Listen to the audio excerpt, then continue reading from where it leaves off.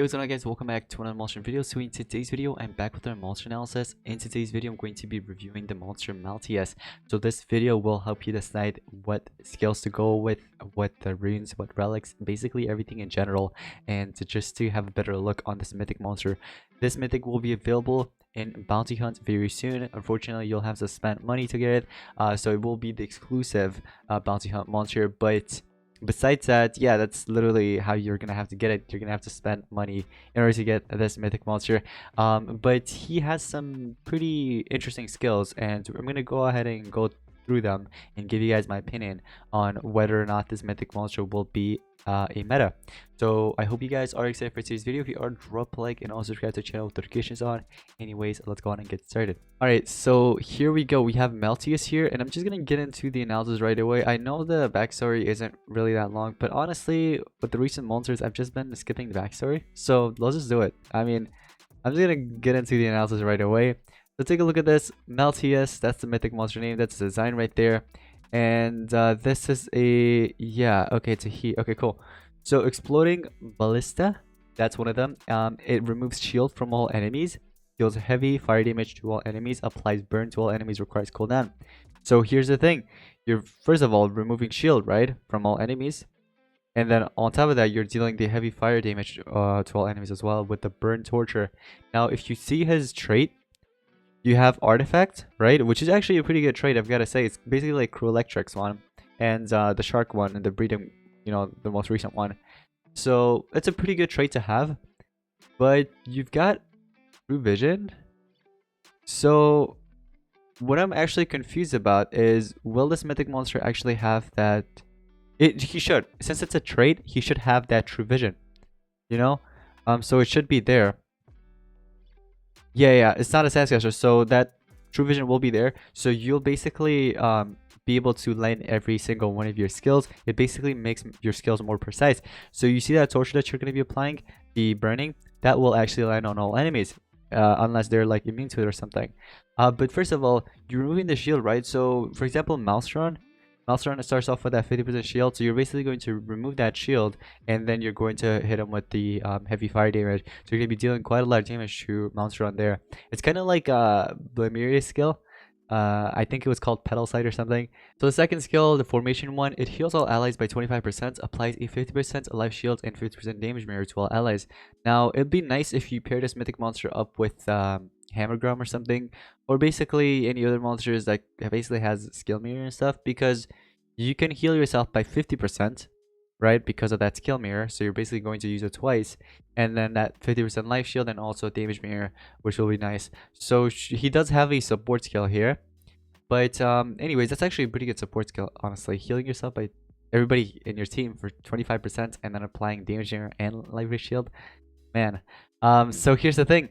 You won't be applying that 50% life shield and the damage mirror to yourself, though. You're only going to be healing yourself. Okay, so this mythic monster, since it has an artifact trait, you can only heal yourself, and that's about it.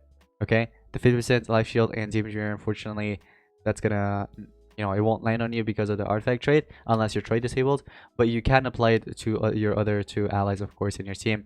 You also have Fires of Pumpiel. Alright, that's a moderate earth damage to all enemies, applies quicksand and ignite to all enemies. So what's nice about the skill is that it's an earth skill. Okay, so remember, this mythic monster is a fire element, but it has an earth element skill there. So it'd be nice against thunder monsters. Okay, so that's really cool. But on top of that, you're applying the quicksand and ignite, so 2 tortures there. And on top of that, remember, this mythic monster at rank 3, it starts off with Satiscaster Ignition. Ignition will also deal damage, so that would be 3 tortures in total, right? And remember, the tortures are going to land because of that True Vision trait. You also have this last skill right here, which is a heavy, very heavy metal damage to one enemy. It applies burn and ignite to one enemy, so 2 tortures. 25% chance of killing an enemy and 5% chance of if it's a boss. Now here's the thing. I wonder if that skill, the 25% chance of killing an enemy, right? 5% chance of it being a boss. I wonder if that's going to be more precise if you get this monster to rank 1, because remember, you have True Vision at rank 1, right? Makes your skill more likely to land. So I wonder if that's going to work out that way. If it does, that's kind of OP. So you're gonna have to get this monster to rank 1 at least because of that. Because then you'll have a higher chance of, you know, killing the enemy because thanks to that true vision trait there. So if that's the case, then yes, that is a little OP, I've gotta say. It's kind of like an insta kill, so it doesn't matter the monster's HP. You can literally just hit him, and you have a higher chance of basically insta killing that monster. So that's pretty interesting. But let's see. Before we get into the stats, I do want to see what else we have here. So Fugitive Hater comes with the artifact trait at rank 0, of course. So rank 3 area ignition, once again, it's a status caster, so it'll be applied right away. For relics, you have shield and sword. That's actually pretty good relics for attacker. So for sword, you can go with, for example, laser beam sword, wingsuit sword, or cane sword. Those 3, in my opinion, works best. So give those, or even well, actually not the Lord sword. I mean, Lord sword kind of works, but it's just that this monster doesn't have any nightmare skills. So yeah, I feel like Lord skill or Lord's sword, relic sword, right? It works best if this mythic monster had some nightmare skills or something. But anyways, besides that, for shield, you can go ahead and give in Wangsu shield, Fullman shield, or Tenacity shield. You can go with something like that. But besides that, from books, you have Mechanical Adventures and Good Legions. Actually, some nice books there. For wars, it comes in handy. I just wish there was an extra one instead of the Corrupted. Put in an extra one, man. And now we can go ahead and take a look at the stats. So this is just a level 100. So for life, you have 94,100, and that is actually an insane amount of life. Same with the power. Look at that, 8,745. Let's just use Ingui, for example. This power is actually pretty high, I've got to say. It is higher than Ingui's power, and that is another bounty hunt attacker, of course. So power and life, you're really doing well in there. But let's check out the speed. So speed, you have 6,336. Okay, that speed could have been better. It's decent, but it could have been better. Okay, so I see they didn't make it super overpowered there in terms of stats. So this mythic monster has an average speed, but besides that, the power and life, that is out of the roof. Now let's go ahead and take a look at the basic attacks in the tier 1 and 2. So the first skill, the bash one, it removes shield from an enemy first, and then you're dealing the heavy metal damage. So this monster also has a metal element skill, I see. So fire, metal, and lastly, of course, earth. I wonder what else is there, but so far 3 different elements, and that's actually pretty good. That is really good. So it is a 0 cooldown, it is metal element, and it's 0 stamina. So that's actually, oh, it's a 50 damage as well. Why didn't they mention it up here? Well, yeah, it's kind of hard to choose putting that up there, but I can see the Scud and Bash skill being used by many players since it's a 50 damage. And it's a 0 cooldown and 0 stamina cost, and it's a metal element too, so it'll be nice having that in there because you'll have multiple different element skill. I mean, we've seen it with Cruel, right? Cruel Electric, many players run multiple elements. So then you have Greek Fire, which is a heavy fire damage to one enemy, applies burn to one enemy. So that is also a 0 turn cooldown with 0 stamina cost with 45 damage, 5 less damage than the other one. Okay, so that's also a pretty good skill. You have a Battle Delobra. Okay, that's a moderate earth damage to all enemies, applies quicksand to all enemies. Was that actually... It wasn't even mentioned up here. I thought it was. Okay, so...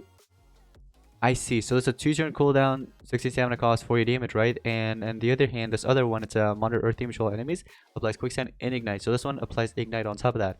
But this one just has the quicksand, and that's about it. You know what I mean? So... Of course, it would be better to run the fires skill in there instead of the battle. Okay, Battle Delobra, don't run that. Instead, just go on and run the fires of Pompeo. Okay, but anyways, let's see what else we have. Battle March, which is a 50% life shield to all allies, applies double damage to all allies. So if you want to run this, you can. But here's the thing with this, guys. You're not going to be applying the 50% life shield and double damage. That won't really work out on you since you have the artifact trait that's going to be blocked, unfortunately.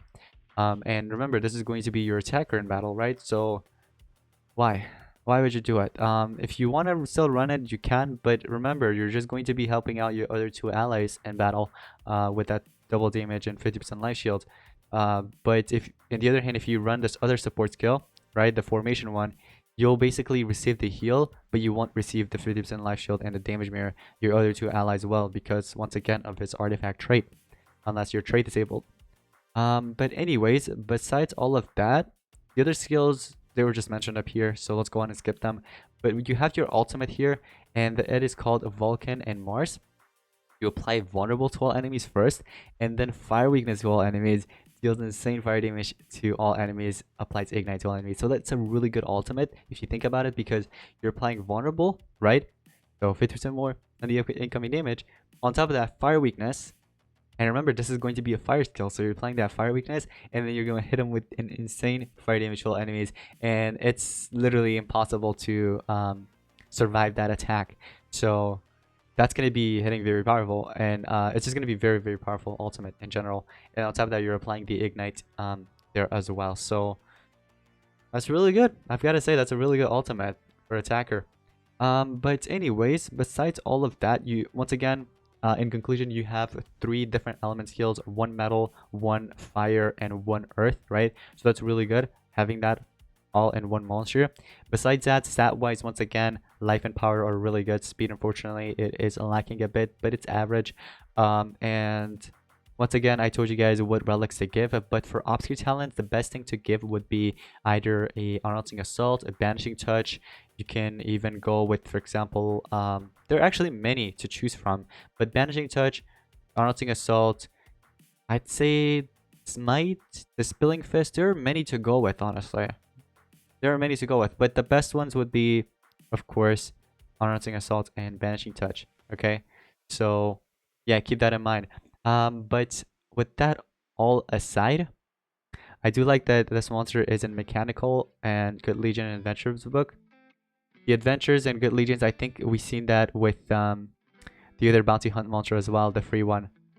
That Mythic monster was also in those books. So yeah, if you are planning on getting this Mythic monster, once again, it will be available in Bounty Hunt. Will it be meta? In my opinion, I can see it being meta. Okay, because it has multiple different element skills, and also stat wise it's pretty good, except speed could have been better. Relic wise it's really, really good, and even trait wise, I mean, trait wise, the true vision, I wonder how that's gonna work out, because remember, if you get it to rank 1, I wonder if that 25% chance of killing an enemy will be more precise. So I'm hoping you guys continue watching, because here's the thing, I actually changed my mind about giving this monster those relics, especially the shield part. Given Vanos' shield if you have that. Vanos' shield, in my opinion, works best. So you can give that, and then either that, or you can go with Hammergrum's shield and the swords that I mentioned earlier. Okay, so with all of that being aside, here are some counters in my opinion. So you have to watch out from any trait disablers such as Wormhole, Waldorf, the Tails monster, right? So you gotta watch out from those monsters. And then other than that, just any heavy water attackers such as Gartux and Wingsu. I mean, Wingsu, not too many players still run it, but people could actually beat this Mythic monster in Wars, for example. In Wars, you could literally just run a Wingsu, and this monster is going to be toasted with basically Wingsu. Once again, Gartux is also going to be a threat against him. But anyways, guys, that's going to be pretty much it for today's monsters and monster analysis. I hope you guys did enjoy. If you did, drop a like, and also if you have to channel notifications on, let me know in the comments down below if you guys think Mythic monster will be meta or not. But yeah, guys, I'll see you guys in the next one. Peace out.